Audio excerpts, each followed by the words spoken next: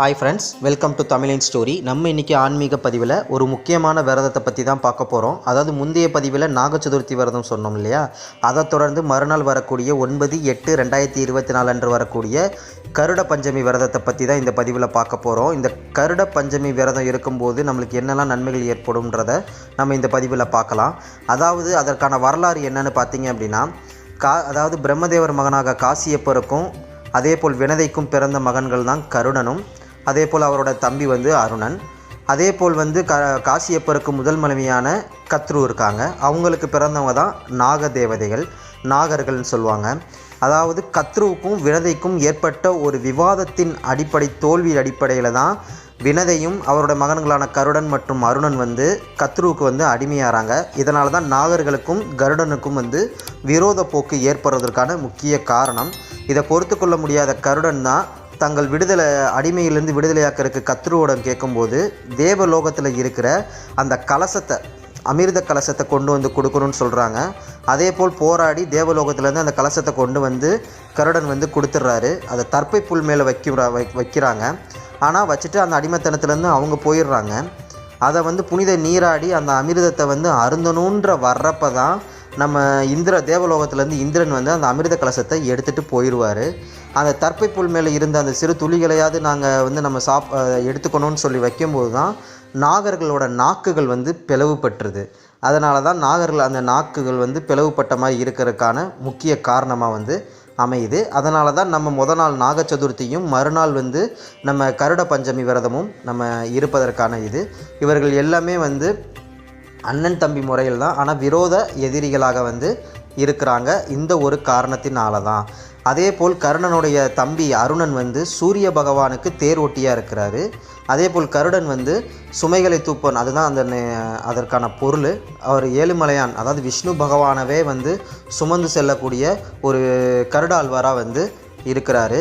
ஏன் அப்படின்னு பார்த்தீங்கன்னா, ஒரு கருடாழ்வாள், பெரிய ஆழ்வாள், சின்ன ஆழ்வான்னு சொல்லுவாங்க. அதாவது கருடனில் பெரியவர் நம்ம விஷ்ணு பகவானதும், சின்னது அனுமானையும் நம்ம வர்ணிக்கிறாங்க. இது புராணங்களையும் ஐதீகங்களையும் இருக்குது. ஏன்னா சாஸ்திர சம்பிரதாயங்களையும் இதே விரத முறையை தான் கடைப்பிடிக்கிறாங்க. அதே போல் தான் அப்போ கருடன் கருட சேவைக்கு திருப்பதியில் அவ்வளவு கோடிக்கணக்கான மக்கள் அதை தரிசிக்கிறதுக்கு காத்துக்கிட்டு இருப்பாங்க. அதற்கான சிறப்பு இதனால தான்.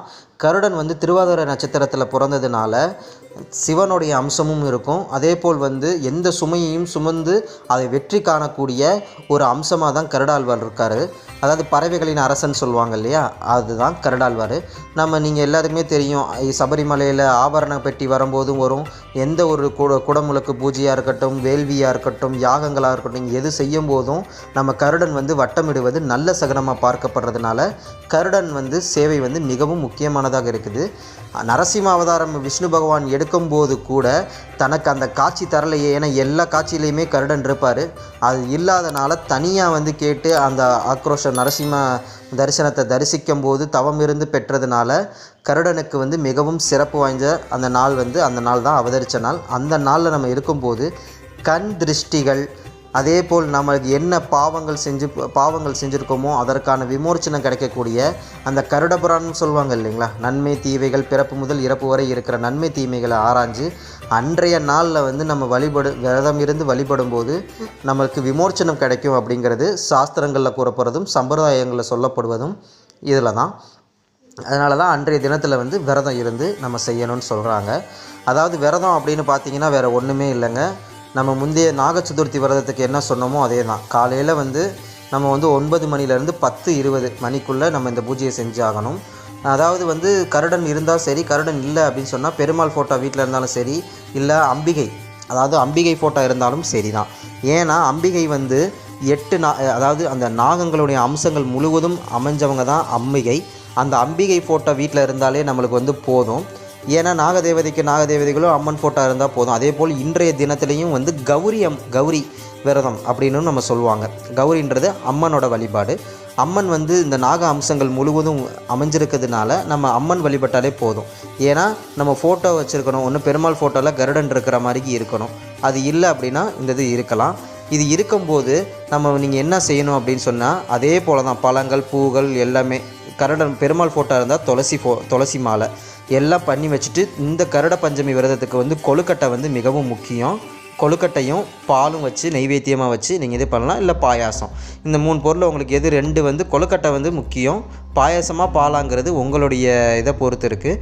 அதை வச்சு நீங்கள் எப்பயும் போல் தூபம் தீப ஆராதனையை காட்டி வழிபட்டு கருட பஞ்சமி விரதம் இருந்து சாப்பிடாமல் உபவாசம் இருந்து நீங்கள் அன்றைய தினத்தில் வந்து அந்த விரதத்தை வந்து நிவர்த்தி நீங்கள் பண்ணணும். அது பண்ணும்போது வீட்டில் அம்பிகை ஃபோட்டோ இருக்கும் பார்த்தீங்களா, அம்பிகை ஃபோட்டோவாக இருந்தாலும் சரி, இல்லை கருடன் இருக்கக்கூடிய பெருமாள் ஃபோட்டோவாக இருந்தாலும் சரி, முக்கியமாக நல்லா பாருங்கள். ஒரு சிவப்பு கவர் எடுத்துக்கங்க. சிவப்பு கவரில் வந்து 10 முடிச்சு போட்டுக்கங்க. 10 முடிச்சு போட்டு நல்லா அதை வந்து 10 முடிச்சு போட்டு வச்சுக்கோங்க. அம்பிகை ஃபோட்டோ, அம்மன் ஃபோட்டோவாக இருந்துச்சுன்னா அம்மனுக்கு வலது பக்கம் அந்த கயிறு வந்து இருக்கணும். அதே போல் பெருமாள் இருக்கிற கருடன் இருக்கிற அந்த ஃபோட்டோவுக்கு பக்கத்தில் அந்த கயிறு வந்து நீங்கள் வச்சுருக்கணும். வச்சுட்டு இது எதுக்குன்னா நம்மளுக்கு கண் திருஷ்டிகளால் ஏற்படக்கூடிய அனைத்து பிரச்சனைகளும், அதே போல் நம்ம எந்த காரிய தடைகளும், பாவங்கள் செஞ்சு நம்ம மன்னிப்பு கேட்கக்கூடிய அந்த நாளுக்கும், அதே போல் தைரியம் வர்றதுக்கும் எந்த தடங்களும் இருக்கக்கூடாதுங்கிறதுக்காக அம்மன் பக்கத்தில் இந்த 10 முடிச்சு போட்ட இந்த கயிறை வந்து வச்சு வழிபாடு பண்ணி நீங்கள் விரதத்தை முடிச்சுட்டு நீங்கள் இந்த கவரை வந்து உங்கள் வீட்டில் இருக்கிற எத்தனை பேத்துக்கு இருக்கோ அத்தனை பேத்துக்கும் அந்த கவர் வாங்கி வச்சுடுங்க. அதுவும் வலது பக்கம் மட்டும்தான் வைக்கணும். அம்மனுக்கு வலது பக்கம் அந்த ரூபத்தில் வச்சுட்டு நீங்கள் வந்து அதை வழிபட்டுட்டு விரதத்தை நிவர்த்தி பண்ணிவிட்டு நீங்கள் அந்த கவரை வந்து குடும்பத்தில் உள்ள ஆளுகளுக்கு நீங்கள் கட்டுனீங்க அப்படி சொன்னால் எந்த ஒரு கண் திருஷ்டி, அதே போல் நம்ம தப்பு செய்கிறதுக்கு தூண்டுறதுக்கான எண்ணங்கள் எதுவுமே வராது. காரிய தடைகள் வந்து எந்த ஒரு இது இல்லாமல் கரெக்டாக போய்கிட்டு இருக்கும். காரியங்கள் எதுவுமே தடைபடாது. அதற்காக தான் இந்த கயிறு வந்து வாங்கி வச்சு நம்ம அந்த இது பண்ணுறோம். இதுக்கு காயத்ரி மந்திரமும் நம்ம கீழே டிஸ்கிரிப்ஷன் பாக்ஸில் கொடுக்குறோம். இல்லை அந்த இமேஜஸில் வந்தாலும் நீங்கள் அதை படிச்சுக்கோங்க.